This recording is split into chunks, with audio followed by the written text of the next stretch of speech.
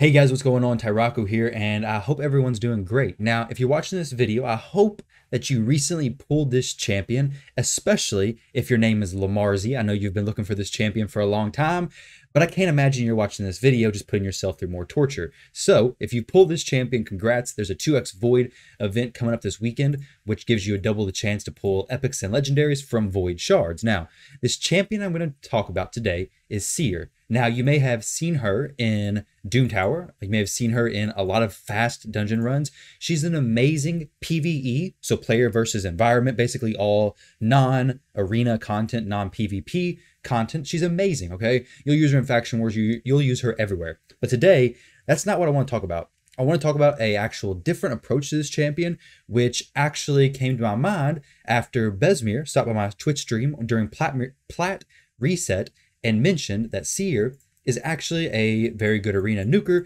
and would replace my Skull Crown. And at first I was a little hesitant, and I've been hesitant to use Seer for a long time. The reason why is because whenever you use Seer, you guys may or may not know, her ability 3 is really where she shines, okay? She removes all buffs from your team and the enemy's team, all right?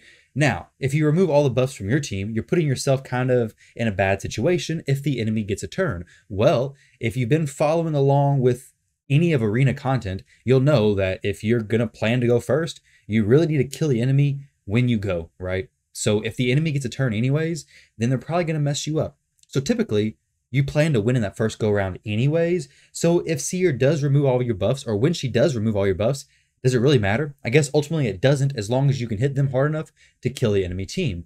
Now, the other slight issue is that when you're running against teams who run a high resistance, your Seer has to run a lot of accuracy. If she doesn't run a lot of accuracy, then you put yourself in a situation where you have no buffs, the enemy has full buffs, and Seer does basically no damage. So she is a enemy max HP based champion, so you don't need to build attack on this champion other than for her A1 ability.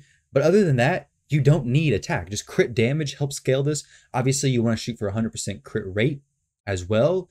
But most champions like your Royal Guards, your Cold Hearts, champions like that are enemy max HP based, but they're not going to do very good in the arena because Seer gets that extra damage from the buffs when she removes them. Actually, it increases by 5% for each buff removed. So if the enemies have 20,000 HP, for example, or 30,000, 40,000, whatever it may be, that's not going to be a very big hit, okay? So whereas a boss, like if you're running against the spider and the spider's den and stuff like that, when Cold Hearts and Royal Guards hit the spider boss, they do a huge amount of damage. That just doesn't translate very well into the actual arena. So when it comes to building Seer for the arena, I wanted to go over this because I actually had a few changes of opinions in a way I can actually build her, and she's actually a lot easier than what I initially thought. So I'll show you her masteries first. This is what I have her set up as. Basically, everything's going to be pretty consistent. Helm Smasher, you may take Flawless Execution instead of Helm Smasher if you have a hard time getting a very high crit damage number. So I typically like to go for above 200% crit damage. Honestly, 230 is the range where I really feel comfortable going Helm Smasher instead. If you can't get very high crit damage numbers, go ahead and get Flawless Execution, because adding 20% crit damage when you only have 180 is a lot more benefit, a lot bigger growth than if you're adding 20% crit damage to an already, let's say, 250, 260 crit damage champion. If you go ahead and go with Helm Smasher, you're going to have a chance to ignore even more defense, allowing you to hit even harder. And in the arena, a lot of people are stacking a lot of defense, so ignoring as much of that as possible allows you to only be working from their HP pool, which is typically not that massive. Going back to why enemy max HP champions are typically not amazing in the arena, but Seer is the exception. Now, if you were going to build her for dungeons, you may take things like Cycle of Violence, so on and so forth, a little more frequently. But the biggest thing, let's just focus on this. This is really good. Ruthless Ambush, very important. Lets you do more damage from the first hit. The Bring It Down, hopefully the enemies are going to have higher max HP than you are. And then obviously crit rate, crit damage. I have this ability on her mostly just so I can reach this, though I may end up taking this one. Would be beneficial. The only issue is that it's when I'm below 50% HP, and she typically will never be. I really like Ruthless Ambush, so I went over here versus going over here because this allows me to go down the path to get these abilities. If the mastery tree was click whatever you want, I would have went this to get a little extra damage when attacking with full HP, but it is what it is, not a huge deal. because I do sometimes run her without a buff stripper. And you may be wondering, why would you run a champion who removes buffs with a buff stripper like Madame? And for a while, I strictly thought it was a terrible idea. I thought running Seer with a champion like Madame, like in my current arena setup, was a bad idea. The reason why is because, like I said, Seer does more damage based on the amount of enemy buffs, right? So if the enemy has, say, 10 buffs across them, or let's just say they have a shield set, okay? Because shield would be applied. Best case scenario, they have a shield and an immunity set, all right? So that would be, what, 4 times 2 would be 8 buffs across their team, plus all of your buffs. Well, if your Madame or your buff stripper removes those 8 buffs from the enemy team, that's a good percentage of your damage is just being cut off from Seer right there. Well, if the enemy's having those shield sets and things like that, they're likely running a high resistance team. So chances are your Seer is not going to be able to have enough accuracy to actually remove those buffs from those champions anyways, especially if it's a team who's running a lot of resistance. Well, in this case, you have a few options. You can either, one, decide to sacrifice a lot of damage, a lot of speed, or a lot of other stats that could be more impactful for your damage for Seer and put more of that into accuracy, bump her up to, say, 500, 600, even 700 accuracy. That's a little bit on the far end. Or you can say, all right, well, we won't take that extra damage. We won't make that cut on Seer. Instead, we'll build a buff stripper. So your Madame Ceres, could have Cythalia. Obviously, Madame Ceres is probably the best of all these options because Madame actually applies decreased defense, which is very, very helpful. But you have a champion who's specifically built to remove all of the enemy buffs, and then your Seer can go through and just hit very, very hard, especially when the decreased defense is already applied. So if I'm running my Seer against a team like, say, this, for example, okay? This team has a resistance leader. It has 251,000 team power. Team power is typically not a very big deal, but it is typically a good indication of either how well the account is built, or if you have a resistance leader like this, it's typically a pretty good idea of how much resistance is on the champions on the team, because resistance heavily contributes to your team power. So against a team like this, I would drop my Lydia, and instead I would bring in a champion like Madame. Now, this team, obviously, I do have some pretty higher end champions, and I understand that they may not be fully accessible to everybody, but you don't have to bring Siphi, you don't have to bring Arbiter. You could bring a Haikatoon as your speed leader, so you make sure you go first. You could bring a Mausoleum Mage as your second champion. The goal here is really just to get as many buffs as you can.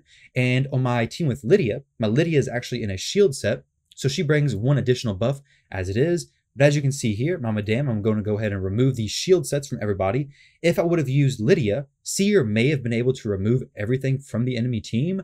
But if she didn't remove everything, or if she removed everything except for from the Duchess, now Duchess wouldn't be able to res because of Lydia, but it could still complicate things because she would kill most of the people, and then you still have 1 enemy alive. The issue with this team, like I said before, is that you are kind of risking all of your buffs in the assumption that you're going to one-shot the enemy team, or at least put them in a bad enough situation where they're not going to be able to go again. But here, my Seer takes her turn, and she does a good amount of damage to everybody. Now, she still didn't kill everybody. If I would have had Lydia on the team, I may have been able to go ahead and get that one shot off with the weaken as well. But in general, this is a pretty safe option because I can do quite a bit of damage as this is. Now, my Seer is not perfect on damage. I do need to make her do a little bit more damage. I definitely want to start building her to hit harder, which would be building her up in the crit damage side of things, getting her speed up higher as well to make sure she's actually speed tuned with my team. Obviously, speed's not going to make her do more damage, but I can get her to hit harder from the crit damage, maybe get her better savage gear. When it comes to gearing Seer, I didn't really touch on this very much. The only thing you need, I could touch on a little bit with the accuracy and kind of where to prioritize that, but speed, crit rate, crit damage is the main 3 stats you need, and then accuracy. If you want to run her with a champion like Zargala, a champion who does decreased defense and weaken, say Venus maybe Draco, or in my case a Lydia, then you don't need to run her crazy high accuracy. If you also have a team who has a debuff stripper, possibility to switch in for that Lydia, for that Draco, for that Venus, so that on the teams who run high resistance, where you can tell that they're running a high team power, they're most likely going to resist your level of accuracy, and you can swap in that alternative champion so you know, hey, I'm going to remove their buffs, and that's going to be perfect. Or, and the other option, if it's going against a team who's a little bit softer, maybe more of like a speed team, this team probably won't have a ton of resistance. They do have a high team power, but they have no resistance leader.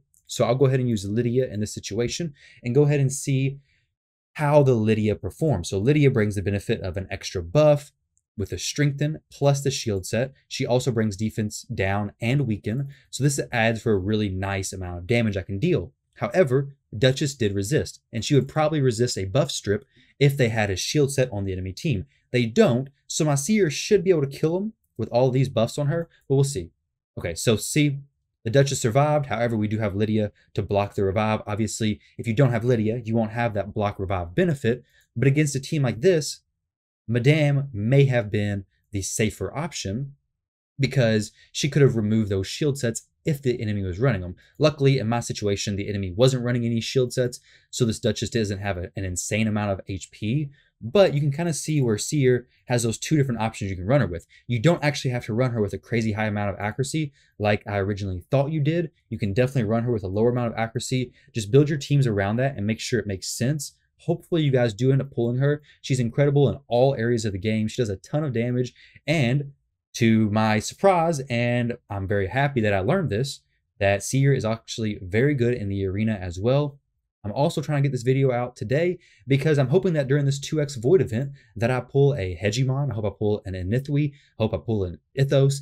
I don't really care. I really want a very good legendary arena nuker, whether it's Void, whether it's Affinity. It doesn't really matter. But if I do pull one of those champions, I can almost guarantee my Seer will be replaced because while she's amazing, she does have that negative downside where if you don't kill him in the first turn, kind of put your team in a bad spot turns after. But if you're lower level in the arena, not a problem. You probably won't even have to gear her with as much accuracy as this because 334 accuracy will strip probably every single team in gold 3 and below because nobody's really gearing for resistance. Even if the team has a resistance leader with maybe a Rosin or something, they probably don't have this much accuracy. So to be honest, if you're lower levels in the arena, 200 accuracy, 250 accuracy on Seer will more than likely strip 99% of teams you come across in those low levels arenas. So you can go ahead and run your Haikatoon into your Mausoleum Mage, into your decreased defense and weaken. If you have both of them, that's even better. But one or the other can likely set your Seer up